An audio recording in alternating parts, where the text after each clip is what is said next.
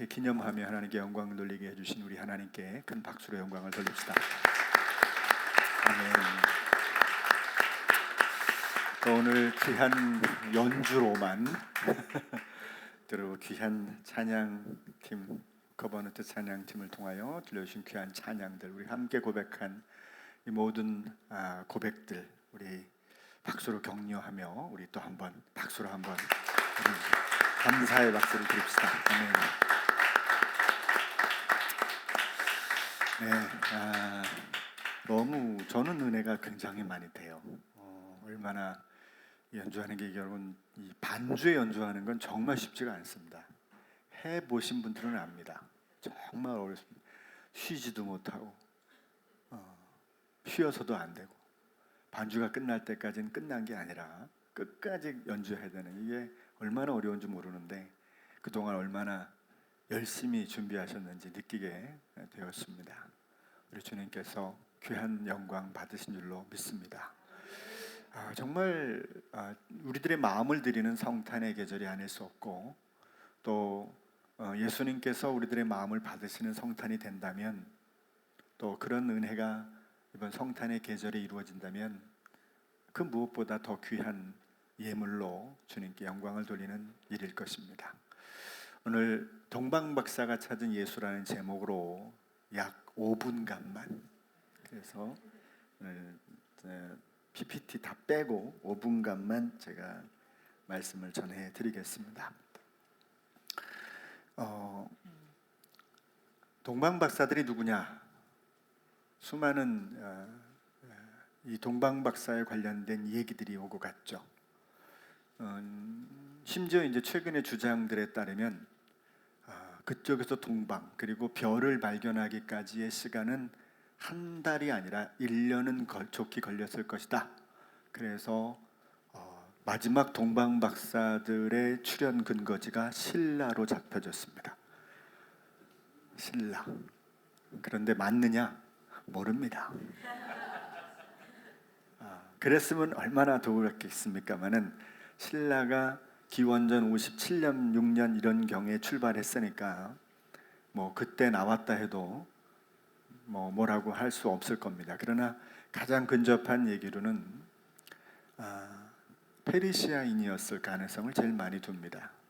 왜냐하면 별을 보고 왔다는 것에, 물론 신라에도 첨성대라고 하는 엄청난 천문학적인 기술이 있어서 미리미리 발견하고, 요즘 보니까 목성과 토성이 20년마다 한 번씩 겹쳐지는데, 그 겹쳐지는 것이 또 얼마 시간이 지나면 이 겹쳐짐의 모양이 아주 특이하게 나타나기 때문에 그걸로 별을 삼았을 것이라고 예측한다면, 첨성대가 있었던 통일신라, 이 신라 시대 때도 물론 가능성을 둘 수 있지만 그 당시에는 페르시아인 가능성이 제일 많습니다. 여러분, 사료에 따르면 페르시아라는 나라가 사실은 엄청난 유적과 유물이 있습니다. 그런데 로마가 이 페르시아 위에, 이 두 나라는 계속해서 접전을 벌였고, 결국은 누가 이겼냐고 역사가들을 말하면 지금의 이란이죠. 페르시아는 기원 후 700년경에 이슬람교가 지배하고 있었던 페르시아가 이겼다, 로마가 이겼다, 이렇게 주장을 합니다. 이야기들을 합니다. 그러나 어떤 때는 로마가 더 세고 어쩔 때는 페르시아가 더 세서 있었지만, 예수님 당시 때는 로마가 훨씬 더 강력한 힘을 가지고 있었고요, 페르시아는 그 과거의 모든 영화를 빼앗긴 채 그들의 유물 위에 로마가 새로 펼쳐지는 일들이 일어납니다. 그러니까 로마는 자신들의 새로운 문화와 문명을 만들기 위하여 페르시아를 철저히 사라지게 만들고 있는 거죠. 그 속에서 여러분, 지식인들의 고뇌가 어떤 것이었을까 한번 생각해 보면, 과거의 영광을 찾고 싶은 마음이 간절하지 않았을까? 우리가 이렇게 살 수는 없는데, 우리의 과거는 어땠는데 라고 하는, 지난날의 바벨론을 점령하고, 그리고 그 근동 지역을 모든 지역에 다 사로잡고 있었던, 마이크를 저 하나만 주시겠습니까? 그 지역 전체를 사로잡았던 그 시대의 영화를 다시 한번 꿈꾸지 않았을까요? 그런 마음들이 그들 속에 있었을 것입니다. 그렇죠? 그 속에서 이 지식인들의 마음속에 세상이 뒤집혀질 새로운 시대, 새로운 시대를 찾아가는 그 새로운 시대를 여는 새로운 별의 변화가 생겼다는 것은 능히 지금의 자신들의 삶과 처지를 바꿀 수 있는 희망이라고 하는 것을 찾을 수 있는 기회가 됐을 거예요. 그래서 그들은 동방에서부터 자기들이 있는 곳에서부터 이곳으로 올라오게 되는 거죠. 결국 그들은 예수님을 만나게 됩니다. 그런데 그 예수님을 만나는 과정에서 저는 두 가지의 은혜를 나누고 싶어요. 첫째는 뭐냐면 그들이 마고이라고 하는, 성경에는 박사라고 풀었지만 이 마고스라고 하는 말은 어떤 점성가라든지 마술사, 요술사 이게 다 그리고 다 포함되어 있는 단어입니다. 그러나 이들이 별을 관측하고 왔다는 걸 보면 천문학의 나름대로 소질을 가지고 있었고 자기들이 그걸 통해서 별을 발견하고 그 별을 따라 예루살렘까지 오게 되었다는 거예요. 저는 이 박사들을 보면서 그런 생각을 해봅니다. 우리들의 삶 속에 우리들에게도 주를 향한 별이 있지 않을까? 주님께서 우리에게 그것을 통해서 주님께로 나아갈 수 있는 기회를 삼을 수 있는 기회가 열리지 않았을까라고 하는 것입니다. 그런데 그게 뭔지는 잘 모르지만 우리 각자도 오늘 베텔기우스요? 그건 아니겠지만 그럼에도 불구하고 어떤 일 때문에 주님을 만나게 되는 통로를 삼을 수도 있었을 것입니다. 그리고 때로는요, 우리가 주님을 믿는 동안에도 그 어떤 일 때문에 더 주를 간절히 바라보게 되는 기회를 찾기도 하죠. 그 별은 때로는 환하게 빛나는, 그래서 모두가 바라볼 수 있는 멋진 그런 광채를 가질 수도 있지만 어쩔 때는 우리 마음속에 심각한 어려움과 두려움과 불안을 가져오는 우리들의 현실 속에서 찾아야만 하는 것일 수도 있을 것입니다. 어쨌든 그 통로가 돼서 왔는데요. 두 번째가 이게 중요한 이야기입니다. 그걸 통해서 결국은 예수님을 만납니다. 그런데 여러분, 아기 예수님을 만났다고 하는 것이, 그리고 예수님께 이 박사들이 황금과 유향과 몰약을 드렸는데, 그래서 보통 3명으로 알고 있지만 나중에 보니까 12명까지 주장하는 그런 문서들도 있습니다. 아무튼 그들은 결국 주님을 만났지만 성경의 많은 사람들은 예수님을 만났을 때 예수님으로부터 뭘 들어요? 메시지를 듣습니다. 야, 그래, 내가 내 믿음을 보았노라, 너 가서 이렇게 행하라, 너 이렇게 해라, 그런 메시지를 들었는데 동방 박사들은 들은 게 뭘까요? 응애하는 소리밖에 못 들었을 거예요. 예수님을 통해서 어떤 메시지를 발견한 게 아닙니다. 그런데 놀랍게 그들은 그 예수님을 경배하고 만나고 그리고 돌아가는 과정 속에서 천사의 음성을 듣게 되죠. 그리고 천사의 계시를 통하여 다른 길로 가는 일들이 일어납니다.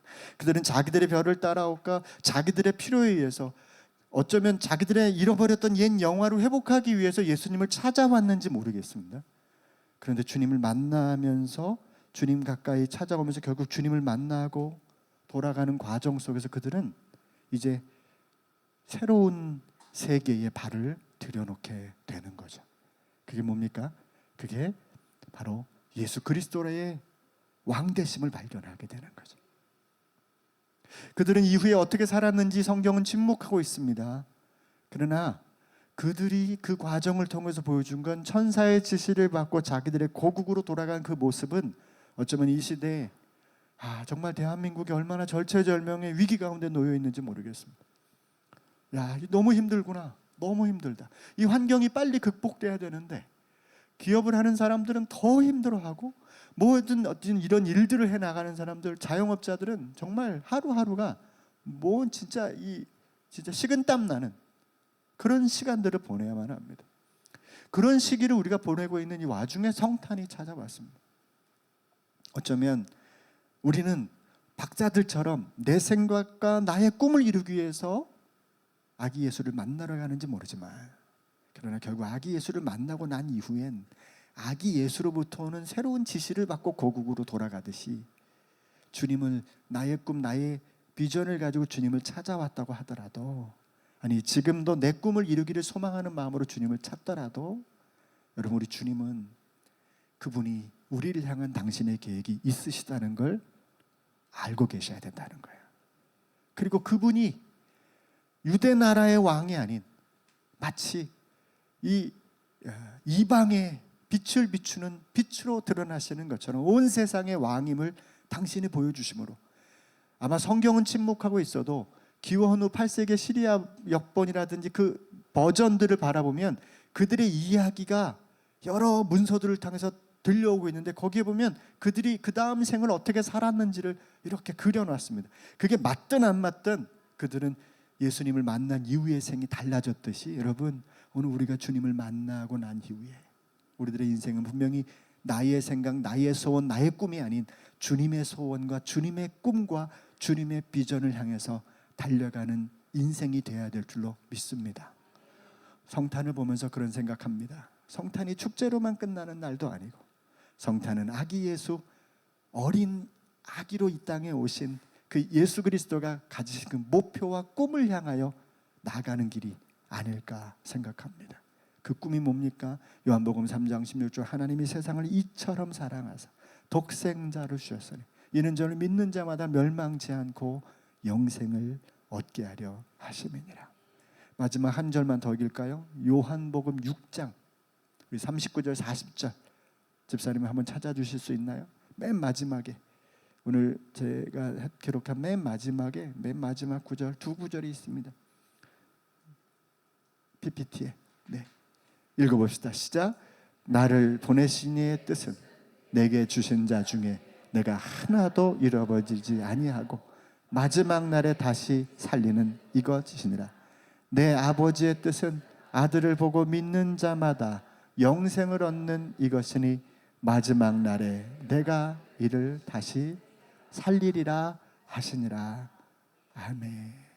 이 놀라운 성탄의 뜻이 저와 여러분들의 삶에 각자 속에 임한 별들을 통하여 주님을 더 깊이 만나고 주님으로부터 받은 새로운 비전과 꿈을 통하여 우리들의 삶에 날마다 실현되는 축복이 이 성탄의 계절에 다시 한번 우리에게 나타나게 되기를 소망합니다. 기도하겠습니다. 주님의 은혜를 구하며 주께 나온 저희들에게 오늘 성탄의 올바른 뜻을 다시 한번 되새기며 믿음의 길로 다시금 일어나기를 소망하는 복된 마음을 허락해 주셔서 감사합니다.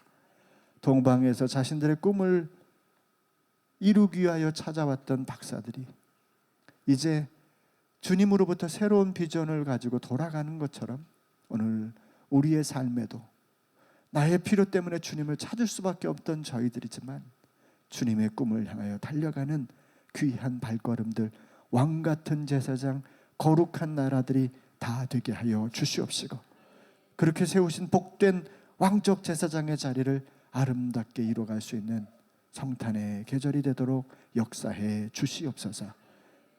오늘도 귀한 찬양으로 연주로 영광 돌린 귀한 지체들을 위해 한량없는 은혜와 복을 나르실 줄로 믿사올 때 우리 주 예수님의 이름으로 기도드렸사옵나이다. 아멘.